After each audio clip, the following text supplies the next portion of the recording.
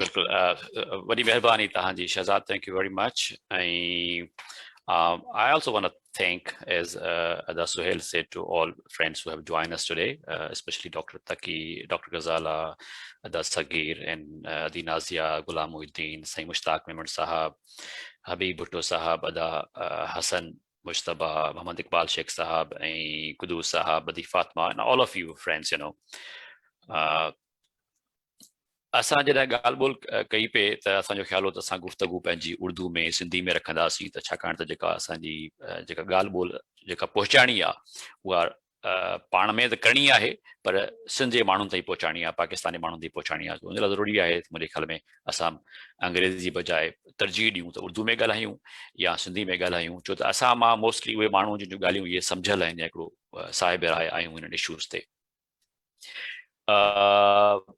जॾहिं अॼु खां 10 ॾींहं पहिरीं, बल्कि 2 हफ़्ता पहिरीं जॾहिं सिंध एक्शन कमेटी फ़ैसिलो कयो त हू 6 जून ते बहरिया टाउन जे ॿाहिरां हिकिड़ो धरणो हणंदा, त उहा हिकिड़ी मुंहिंजे ख़्याल में जेका बहरिया जे ख़िलाफ़ जेका तहरीक हली पे इंडिजिनस राइट्स अलायंस जे माण्हुनि जी, उहा हिकिड़ी उन्हनि जी वॾी कामयाबी असां सम्झी पे. उहा इन सेंस में त साल 2013, 14, 15 खां वठी जॾहिं खां वठी बहरिया जो बुनियादु पियो आहे, उन खां पोइ मुसलसल जेको एहतजाज कयो पिए, जेका तहरीक हलाई पे, उहा हलाई पे इंडिजिनस राइट्स अलायंस जे माण्हुनि, जंहिंमें उहो बेसिकली हिकिड़ो फ़र्ज़नि जो इतिहाद आहे, जंहिंमें पॉलिटिकल पार्टी जा लीडर्स शामिल आहिनि ऐं मक़ामी माण्हू शामिल आहिनि, 25 खां 30 खनि उन में माण्हू शामिल आहिनि, ऐं उन्हनि वीचारनि अकेले सिर पे ही जिहाद कयो, झिड़ो कयो बहरिया सां, ऐं नेठि उहे वञी सुप्रीम कोर्ट ते पहुता. जॾहिं ॻाल्हि सुप्रीम कोर्ट ताईं पहुती त सुप्रीम कोर्ट में केस पेंडिंग हुजण जे करे जेको पॉलिटिकल फ्रंट हुयो, जेका पॉलिटिकल स्ट्रगल हुई, उहा पासे ते थी वई, ऐं सभिनी खे इहो मौक़ो मिलियो त भई हाणे जेको कोर्ट फ़ैसिलो कंदी उहो ई थींदो बहरिया टाउन जो मुस्तक़बिल. उन में कलीदी किरदारु जेको अदा कयो उहो डॉन अख़बार जे इन्वेस्टिगेटिव जेके जर्नलिस्ट आहिनि, साईं फ़हीम ज़मा ख़ान ऐं नज़िया सैयद अली, उन्हनि जेके रिपोर्ट्स डॉन में ॾिनियूं बहरिया टाउन जे इशू ते, उन सॼो जेको डिग आउट कयनि, इन्वेस्टिगेट कयनि, हीअ ॿनी किथां आई आहे, कंहिंजी आहे, उनजो मालिक केरु आहे, असल में ॿनी केतिरी हुई, हाणे केतिरी आहे, ॾाढी ज़बरदस्त रिपोर्ट हुयूं, जंहिंजे बुनियाद सुप्रीम कोर्ट बि उन इशू ते स्यो मोटो एक्शन वरितो. सो 2018 में उहो फ़ैसिलो बची वियो कोर्ट जो, सुप्रीम कोर्ट बहरिया टाउन जे ख़िलाफ़. पर तव्हां ॾिठो त 2018 खां वठी करे 2021 ताईं गुज़िरियल 3 सालनि ताईं अञा ताईं सिंध हुकूमत उन ते जेको सिंध हुकूमत जे हिसे में आहे फ़ैसिले जो पार्ट, उन ते अमल कोन थी कराए. ऐं जॾहिं action committee, Sindh action committee ऐलान कयो त असीं प्रोटेस्ट कंदासीं, त असांजो ख़्यालु हो असांजे दोस्तनि जो गॾिजी कोर ते, बल्कि मूं दोस्तनि खे कॉल्स कयूं त बाबा हाणे अचो त गॾिजी वियूं, त आख़िर हिन इशू ते असीं छा कंदासीं, what would be our role. Sindh जा माण्हू, सिंध जूं पॉलिटिकल पार्टीज़ उन्हनि त डिसाइड कयो आहे त भई जेको आहे सो 6 जून ते हू हिकिड़ो वॾो, मुंहिंजे ख़्याल में is gonna be a big protest, thousands of people going to join them 6 June ते आचर जे ॾींहुं. असां जेके ओवरसीज़ वेठा आहियूं, ॿाहिरि वेठा आहियूं, कैनेडा में, US में, या इवन लंडन में, यूरोप में, उन्हनि दोस्तनि खे बि गॾिजी कुझु न कुझु करणु खपे. सो असां पहिरीं त उन इशू ते हिकिड़ी सीरीज़ शुरू कई डायलॉग्स जी, जंहिंमें असां हिन महिल ताईं तक़रीबन 3 डायलॉग कया आहिनि. फ़हीम ज़मा साहब सां ॻाल्हायोसीं, जो कराची जो साबिक़ एडमिनिस्ट्रेटर हुयो, ऐं डॉन जी जेका रिपोर्ट पहिरीं छपी उनजो को ऑथर हुयो, उनमें उनजो हिसो हुयो. उन खां पोइ असां जेके इंडिजिनस राइट्स अलायंस जा मेंबर हुया, बुनियादी मेंबर हुया, साईं ख़ालिद जुनेजो साहब, हफ़ीज़ बलोच ऐं पंहिंजो गुल हसन कलमती साहब, ऐं ताज़ो वरी लास्ट वीक असां ॻाल्हायो साईं डॉक्टर कादिर मक्सी साहब सां, because he was representing Sindh action committee. ऐं जेको असांजो आख़िरी डायलॉग आहे उहो थींदो ईंदड़ छंछर ते, नज़िया सैयद अली जेका डॉन जी असिस्टेंट एडिटर आहे, ऐं बेसिकली जेके स्टोरीज़ 4-5 कयूं DHA ते ऐं तव्हांजे बहरिया ते उन्हनि कयूं आहिनि. पोइ असां जॾहिं इहे प्रोग्राम तरतीब ॾिना, ऐं गॾोगॾु असांजो हीउ बि ख़्यालु हो त भई छो न असां हिकिड़ी अमेरिका में वेही करे हिकिड़ी सिंध सॉलिडरिटी कॉन्फ्रेंस करियूं, सिंध जे माण्हुनि सां इज़हार यकजहती करियूं. We tell them that we stand with you, we tell them that the right for the indigenous people in Karachi is justified. It's a just fight. ऐं हू पाण खे अकेलो न सम्झनि, सिंध जा माण्हू जेके ॿाहिरि रहनि था उहे उन्हनि सां गॾु आहिनि. सो असांजो ख़्यालु हो त हिते जेके प्रोग्रेसिव पाकिस्तानी आहिनि, जेके असां सां हम ख़्याल आहिनि, जीअं डॉक्टर तकी आहे, डॉक्टर गज़ाला आहे, हिकु ॿ दोस्त ॿिया बि हुया जिन खे असां इनवाइट कयो, उहे न अची सघिया किथे सबबनि जे करे, उन्हनि खे गॾु कजे. ऐं जेके हिते असांजूं तंज़ीमूं आहिनि, सना आहे, वर्ल्ड सिंधी कांग्रेस आहे, जिस्कम USA आहे, उन्हनि दोस्तनि खे बि गॾु कजे, त जीअं हिकिड़ो असां पंहिंजो हिकिड़ो गॾियल तौर ते पंहिंजो हिकिड़ो मौक़ो पेश करियूं, इशू खे सम्झूं बि सही ऐं हिन ते पंहिंजी राय क़ाइमु कयूं। सो इहो ई रीज़न हुयो जो अॼु असां तव्हां सभिनी खे तकलीफ़ ॾिनी त इन इशू ते गॾु थियूं, छाकाणि त अच्छा ॿियो जेके असां 3 हिकिड़ा पेपर नंढड़ा छापिया जेके असां शेयर बि कया ईमेल ते बि सनाए दोस्तनि सां ऐं मुख़्तलिफ़ सोशल मीडिया ते बि, उन में जेके रिपोर्ट्स छपियूं ऐं सुप्रीम कोर्ट जेको फ़ैसिलो आयो उन मां असांजे दोस्तनि शयूं कुझु कढियूं।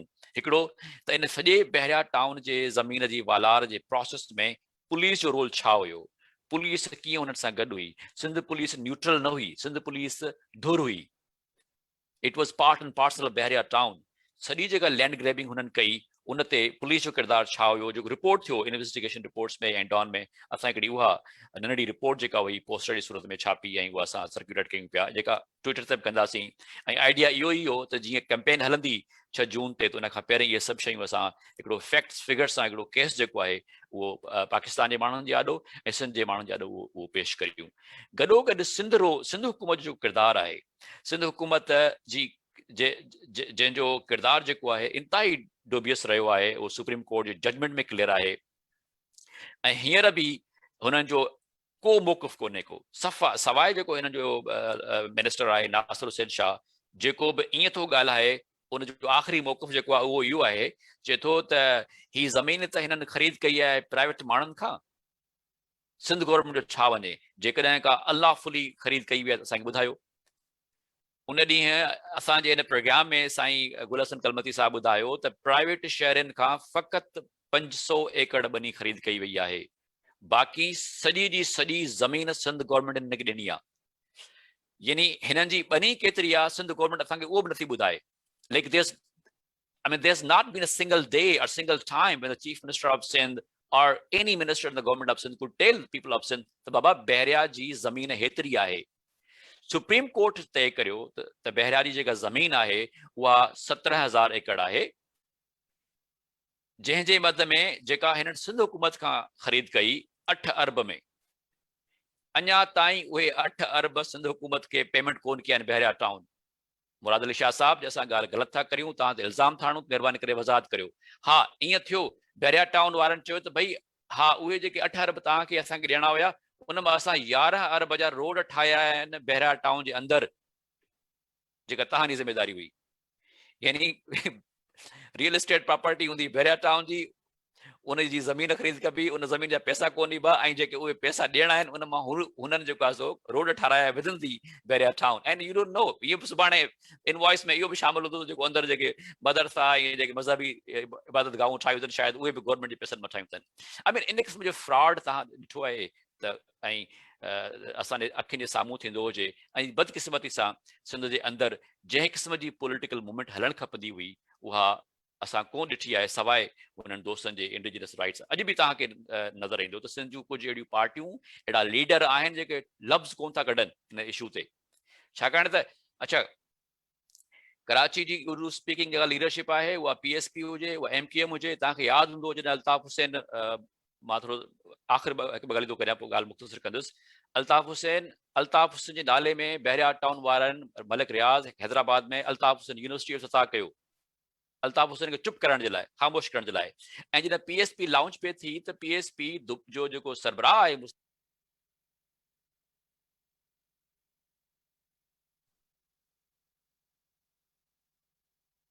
Mushtaq, if you can you have been somehow muted. Can you unmute yourself, please? Yes. तो मूं ॻाल्हि बि कई त मतिलबु MKM जे सरबराह खे ख़ुशि करण जे लाइ अल्ताफ़ हुसैन खे हुन हैदराबाद में अल्ताफ़ हुसैन जी यादि में यूनिवर्सिटी जो ऐलान करे छॾियो। PSP जेका ठही बि अञा कोन हुई, उनजो सरबराह जेको हुयो मुस्तफ़ा कमाल, उहो उनजो दुबई में मुलाज़िम हुयो। ऐं जॾहिं कराची शिफ्ट थियो त उन लाइ चयो वियो त जेको पहिरियों कराची में बंगलो ऐं बॉडीगार्ड ॾिना विया ऐं जेको पेजारो लैंड क्रूज़र हुई मुस्तफ़ा कमाल जी, उहा मलिक रियाज़ जी हुई। यानी पीपल्स पार्टी जे सरबराह जनाब ज़रदारी साहब जे लाइ मशहूरु आहे, ऐं पाण बि चई चुको आहे जियो जे प्रोग्राम में त हू रियल एस्टेट में इन्वेस्ट कंदो आहे, को ॿियो इन्वेस्टर आहे, चवे कोन थो त मलिक रियाज़ इन्वेस्टर आहे, पर एवरीबॉडी नोज़ त ही हुनजो भाङे भाइवर आहे। ज़रदारी साहब के जेके बिज़नेस करणा हुजनि, असांखे का तकलीफ़ कोन्हे का, का एतिराज़ कोन्हे का, it should be under the law. not at the cost of government land. MDA जो mandate कोन हुयो त MDA का MDA जी जेको schemes हुयूं उहे low cost housing schemes हुयूं, गरीब माण्हुनि जे लाइ हुयूं, middle class जे लाइ हुयूं. They were not के उहे जेके सरकार जो ज़मीनूं हुयूं MD authority इन करे त कोन ठही हुई त it will sell the land to the private business interest. सो इहे अहिड़ा क्वेश्चन्स आहिनि जिन ते सिंध हुकूमत रुगो चुप करे वेठी हुजे, जवाब न ॾे. असांखे ॻाल्हाइणु खपे मुंहिंजे ख्याल में. अच्छा, ॿियो वॾो सुवाल हीअ आहे, गुल हसन कलमती साहिब जे ॻाल्हि कई जेको सीरियस कंसर्न आहे.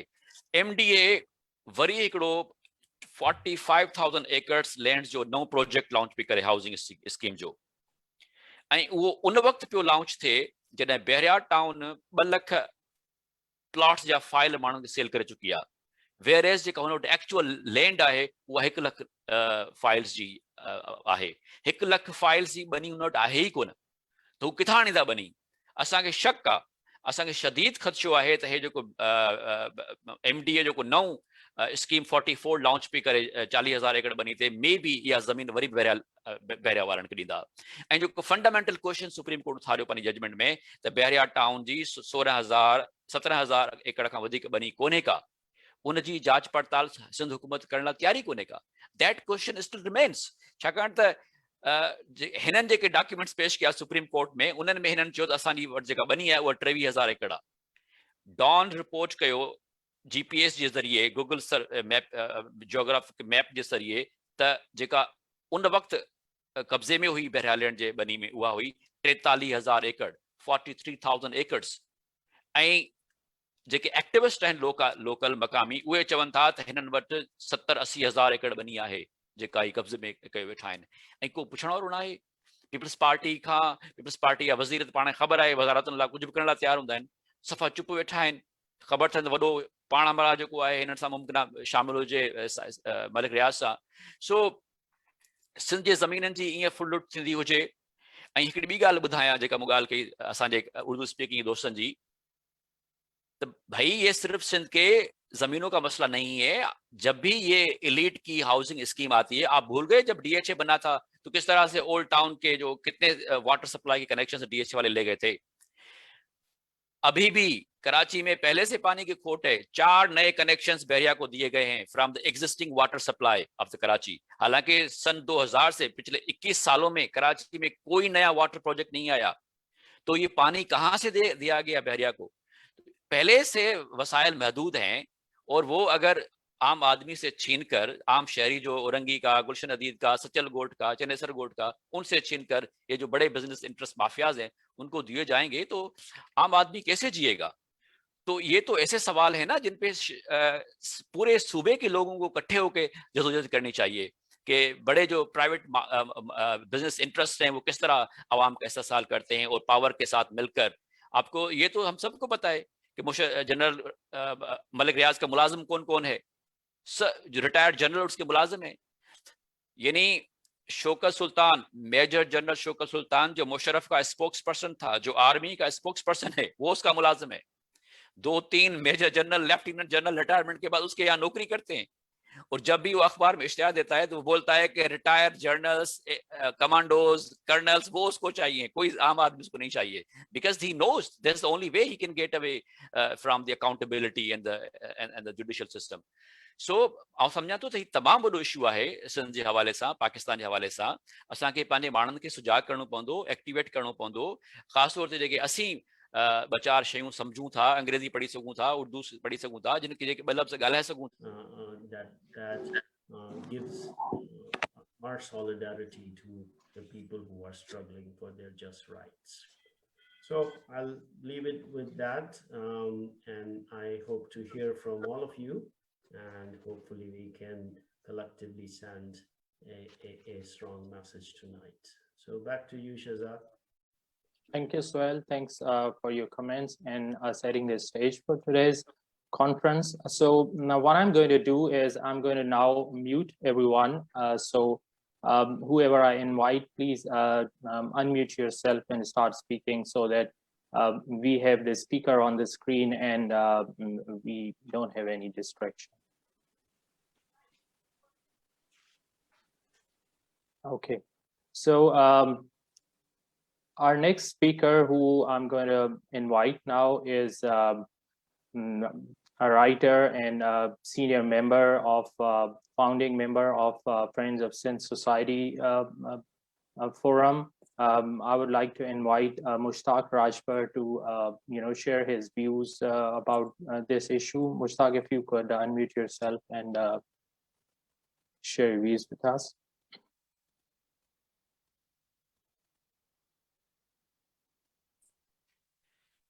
Okay, मुझे आवाज अचे तो? बिल्कुल.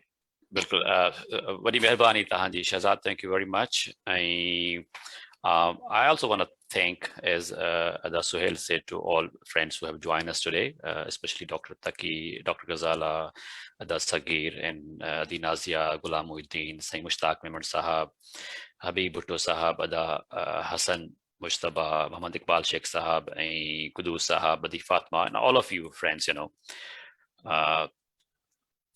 असां जॾहिं ॻाल्हि ॿोल कई पे त असांजो ख़्यालु हो त असां गुफ़्तगू पंहिंजी उर्दू में सिंधी में रखंदासीं, त छाकाणि त जेका असांजी जेका ॻाल्हि ॿोल जेका पहुचाइणी आहे उहा पाण में त करणी आहे, पर सिंध जे माण्हुनि ताईं पहुचाइणी आहे, पाकिस्तानी माण्हुनि ताईं पहुचाइणी आहे। उन लाइ ज़रूरी आहे मुंहिंजे ख़्याल में असां अंग्रेज़ी जी बजाए तरजीह ॾियूं त उर्दू में ॻाल्हायूं या सिंधी में ॻाल्हायूं, छो त असां मां मोस्टली उहे माण्हू जिन जूं ॻाल्हियूं इहे सम्झियल आहिनि या हिकिड़ो साहिब राय आहियूं हिन इशूज़ ते।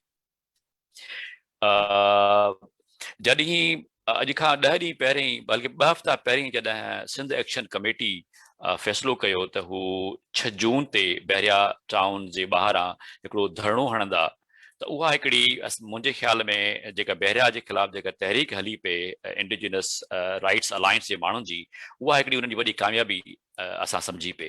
उहा इन सेंस में त साल 2013, 14, 15 खां वठी जॾहिं खां वठी बहरिया जो बुनियादु पियो आहे, उन खां पोइ मुसलसल जेको एहतजाज कयो पिए, जेका तहरीक हलाई पे, उहा हलाई पे इंडिजिनस राइट्स अलायंस जे माण्हुनि, जंहिंमें उहो बेसिकली हिकिड़ो फ़र्ज़नि जो इतिहाद आहे, जंहिंमें पॉलिटिकल पार्टी जा लीडर्स शामिल आहिनि ऐं मक़ामी माण्हू शामिल आहिनि, 25 खां 30 खनि उन में माण्हू शामिल आहिनि, ऐं उन्हनि वीचारनि अकेले सिर पे ही जिहाद कयो, झिड़ो कयो बहरिया सां, ऐं नेठि उहे वञी सुप्रीम कोर्ट ते पहुता।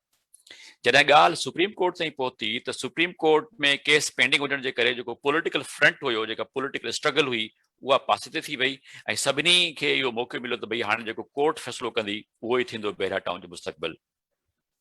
उन में कलीदी किरदारु जेको अदा कयो उहो डॉन अख़बार जे इन्वेस्टिगेटिव जेके जर्नलिस्ट आहिनि, साईं फ़हीम ज़मा ख़ान ऐं नज़िया सैयद अली, उन्हनि जेके रिपोर्ट्स डॉन में ॾिनियूं बहरिया टाउन जे इशू ते, उन सॼो जेको डिग आउट कयनि, इन्वेस्टिगेट कयनि, हीअ बनी किथां आई आहे, कंहिंजी आहे, उनजो मालिक केरु आहे, असल में बनी केतिरी हुई, हाणे केतिरी आहे, ॾाढी ज़बरदस्त रिपोर्ट हुयूं, जंहिंजे बुनियाद सुप्रीम कोर्ट बि उन इशू ते स्यो मोटो एक्शन वरितो।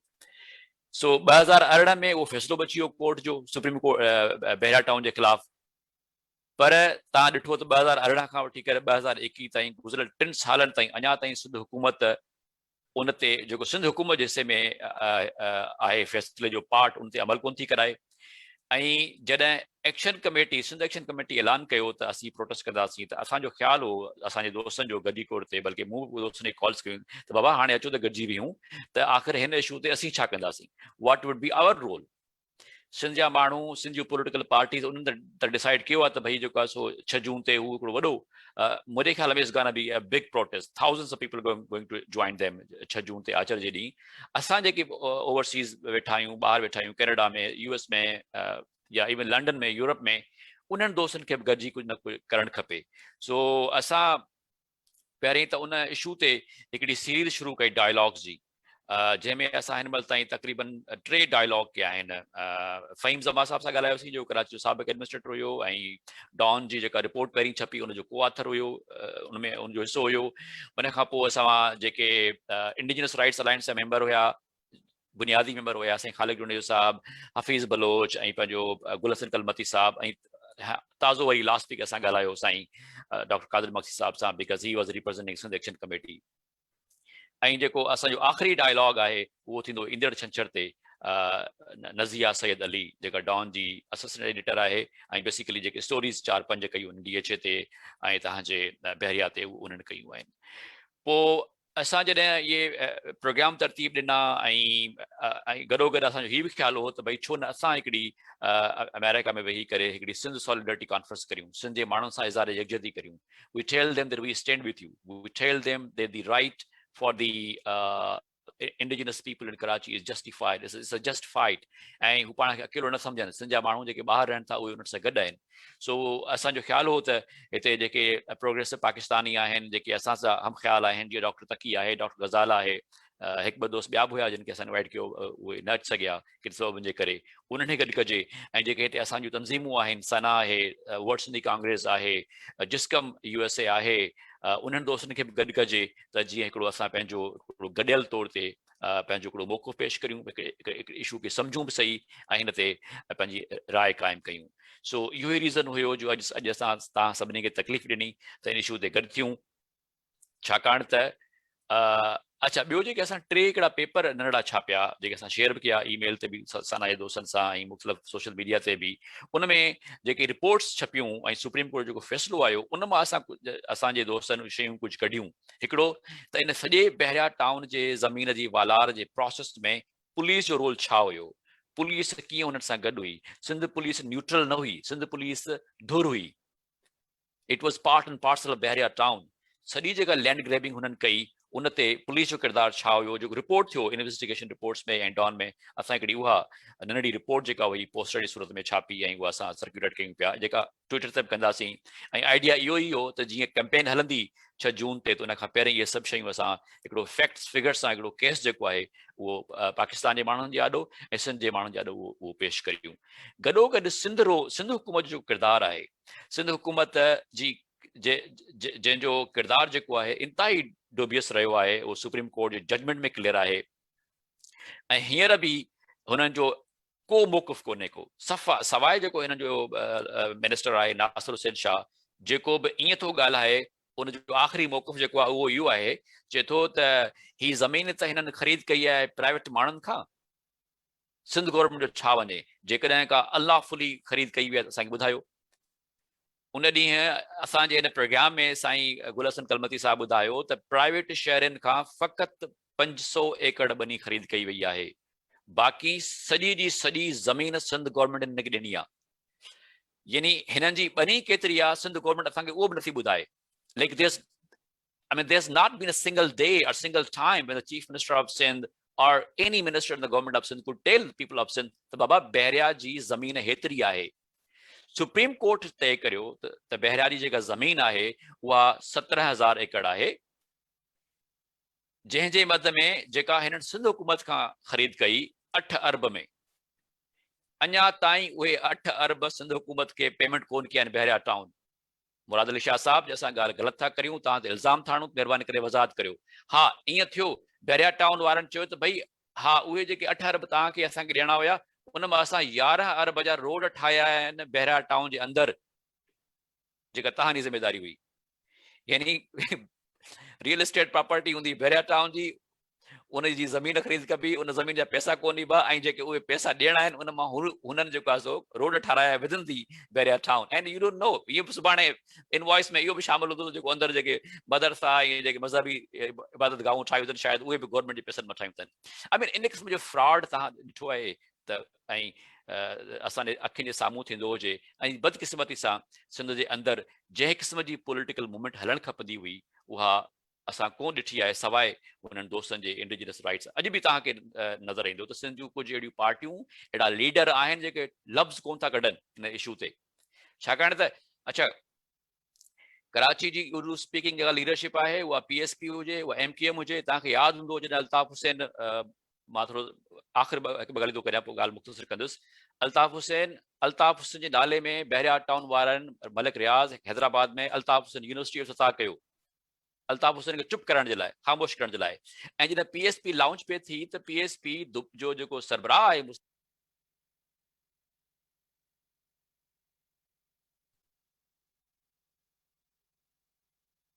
Mushtaq, if you can you have been somehow muted. Can you unmute yourself, please?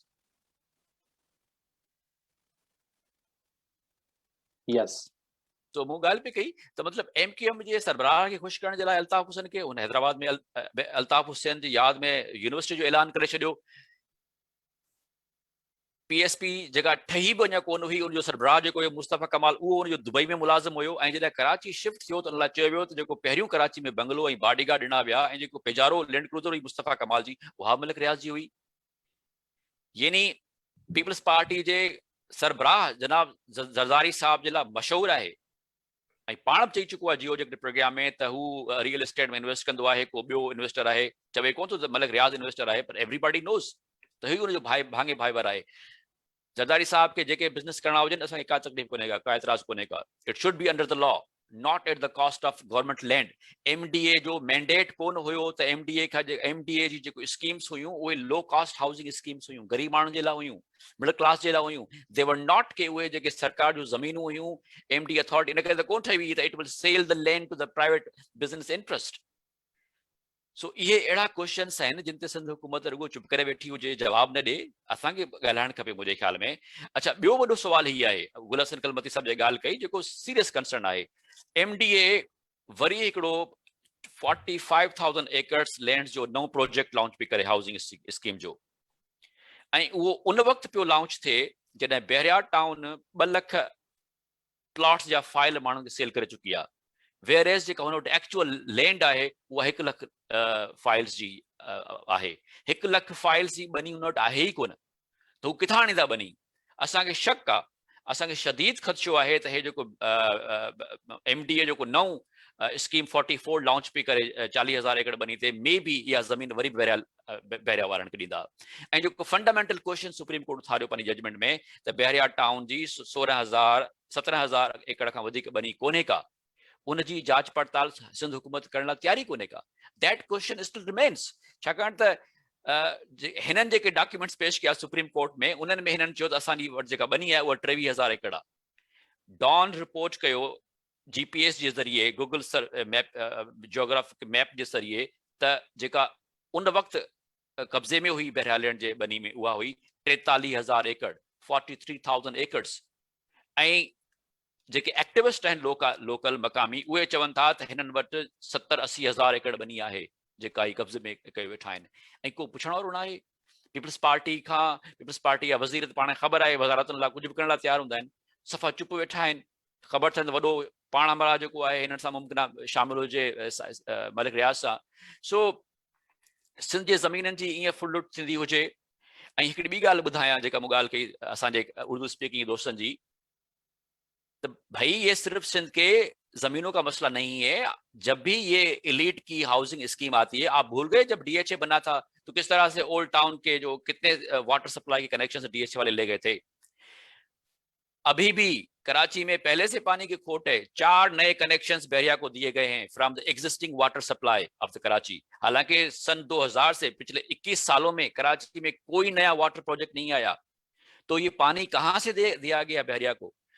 पहले से वसाइल महदूद हैं और वो अगर आम आदमी से छीनकर, आम शहरी जो औरंगी का, गुलशन अदीद का, सचल गोट का, चनेसर गोट का, उनसे छीनकर ये जो बड़े बिजनेस इंटरेस्ट माफियाज हैं उनको दिए जाएंगे तो आम आदमी कैसे जिएगा? तो ये तो ऐसे सवाल है ना जिन पे पूरे सूबे के लोगों को इकट्ठे होकर जदोजहद करनी चाहिए कि बड़े जो प्राइवेट बिजनेस इंटरेस्ट हैं वो किस तरह आवाम का इस्तेसाल करते हैं और पावर के साथ मिलकर। आपको ये तो हम सबको पता है कि जनरल मलिक रियाज का मुलाजिम कौन कौन है, जो रिटायर्ड जनरल उसके मुलाजिम है। यानी शौकत सुल्तान, मेजर जनरल शौकत सुल्तान जो मुशर्रफ का स्पोक्स पर्सन था, जो आर्मी का स्पोक्स पर्सन है, वो उसका मुलाजिम है। 2-3 major general, lieutenant general retirement के बाद उसके यहाँ नौकरी करते हैं।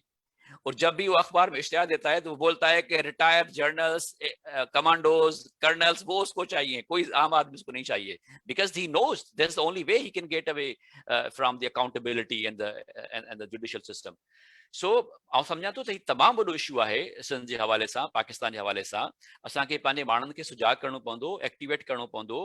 ख़ासि तौर ते जेके असीं 2-4 शयूं सम्झूं था, अंग्रेजी पढ़ी सघूं था, उर्दू पढ़ी सघूं था, जिनखे जेके 2 लफ़्ज़ ॻाल्हाए सघूं था, उहे चुप करे न वियूं। सो दैट वाज़ द रीज़न अॼोकी हिन कचहरी कोठाइण जो, हिन मुलाक़ात कोठाइण जो। त असां शाबाश ॾियूं सिंध एक्शन कमेटी जे दोस्तनि खे ऐं सिंध इंडिजिनस राइट्स अलायंस जे दोस्तनि खे। त we are with you, we'll stand with you, we'll join your online campaign on Twitter on this Sunday on June 6 when you will be out there staging one of the largest protests what Bahria would have never seen its entire history। ऐं सिंध जे माण्हुनि खे appeal करियूं त उहे उन ॾींहुं गॾु थियनि ऐं इन प्रोटेस्ट में भरपूर शिरकत कनि। Thank you very much. Thank you very much, Mushtaq. Mehrbaani तमाम detail में इन issue ते ॻाल्हायो, and rightly so. Yes, you're right के असांखे feel free everyone to use whatever language you want to use. अगर उर्दू में बात करना चाहते हैं तो that is very good. जेकॾहिं तव्हां सिंधी में ॻाल्हाइण चाहियो था, that is also very welcome. So feel free to choose any language, but जीअं मुश्ताक चयो त असांखे प्रेफर करणु घुर्जे त असां सिंधी या उर्दू में ॻाल्हायूं. So the next speaker जिनको मैं अब दावत देने जा रहा हूँ बात करने के लिए, she's a leading voice in Pakistani diaspora. She leads the Progressive Pakistan Alliance, has always stood for the democratic and constitutional rights of the Pakistan and Pakistani people, and has been part of almost all the struggles that people have been part of in North America. So